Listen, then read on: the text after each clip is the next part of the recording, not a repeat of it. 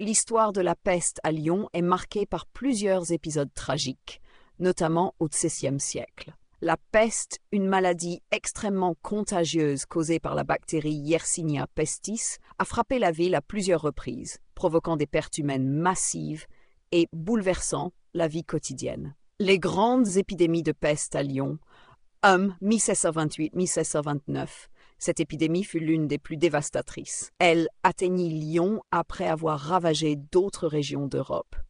Les habitants, confrontés à une mortalité effrayante, cherchèrent refuge dans des prières et des processions religieuses. Les conditions d'hygiène précaires et la surpopulation urbaine ont facilité la propagation de la maladie. 2. 1630 et suivantes, plusieurs autres vagues de peste se sont abattues sur la ville jusqu'en 1643. Ces crises répétées ont engendré un climat d'insécurité et de souffrance, poussant les autorités civiles et religieuses à prendre des mesures pour tenter de contenir les épidémies.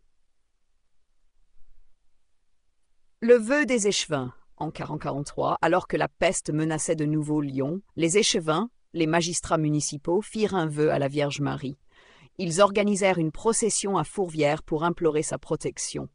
Selon la tradition, la ville fut épargnée par l'épidémie, renforçant la dévotion des Lyonnais envers la Vierge. Ce vœu a donné naissance à une célébration annuelle, la fête de la Nativité de la Vierge, qui se poursuit encore aujourd'hui, source 10 sources. Les épidémies de peste à Lyon, comme ailleurs en Europe, ont eu des répercussions sociales et économiques majeures. Décès massifs, avec parfois jusqu'à un tiers de la population décimée. Déplacement de population, notamment des élites qui fuyaient les zones urbaines contaminées. Perte de main-d'œuvre, ce qui a impacté les activités artisanales et commerciales. L'après-peste et le renouveau. Après ces épisodes, Lyon a progressivement retrouvé sa prospérité. Cependant, ces crises ont marqué durablement la mémoire collective et le paysage religieux de la ville, notamment avec la construction ou la rénovation de lieux de culte dédiés à la protection divine, comme la basilique de Fourvière. Voici une version détaillée de cette histoire, en tissant des liens entre l'histoire personnelle de Pierre Bossan, l'architecte visionnaire, et le rôle spirituel de la Vierge Marie dans l'histoire de Lyon. Il était une fois un jeune homme du nom de Pierre Bossan. Né en 1814, ce futur architecte fut un esprit libre, peu préoccupé par la religion dans sa jeunesse. Mais son ambition artistique l'amena à explorer les richesses architecturales d'Italie. Accompagné de son frère, il se rendit en Sicile, où il fut fasciné par les merveilles des églises de Palerme. Ses influences méridionales allaient profondément transformer son style. Cependant, son voyage tourna au cauchemar lorsque la peste et les conflits liés au siège de Palerme 1848-1849 frappèrent.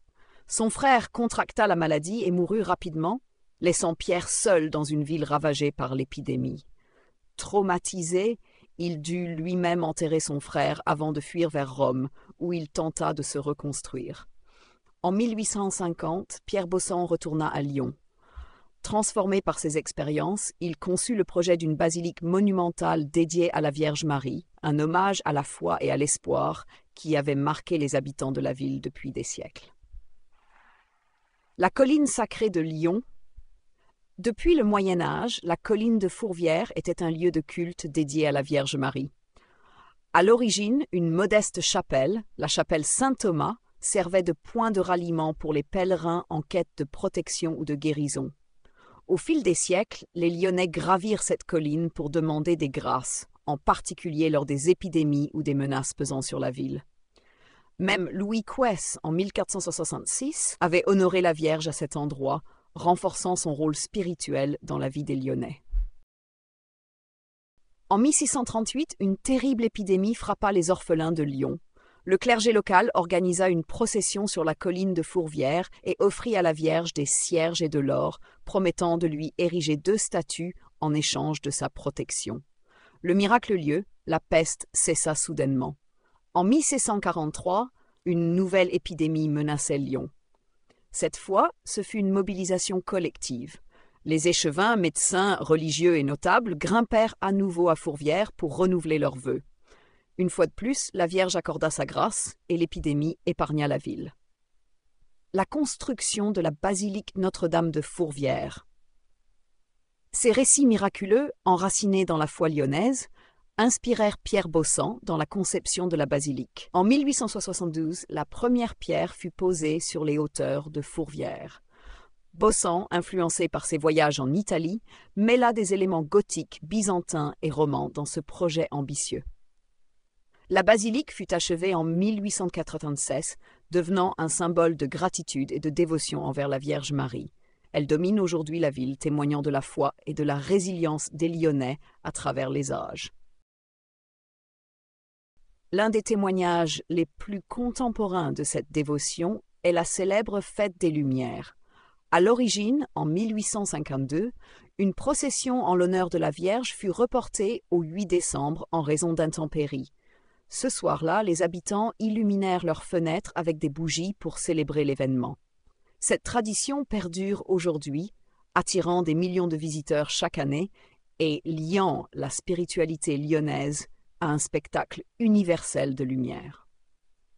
Ce récit montre comment les tragédies personnelles et collectives ont façonné l'histoire architecturale et religieuse de Lyon. La basilique de Fourvière est à la fois un chef-d'œuvre artistique et un sanctuaire dédié à la mémoire des miracles attribués à la Vierge Marie.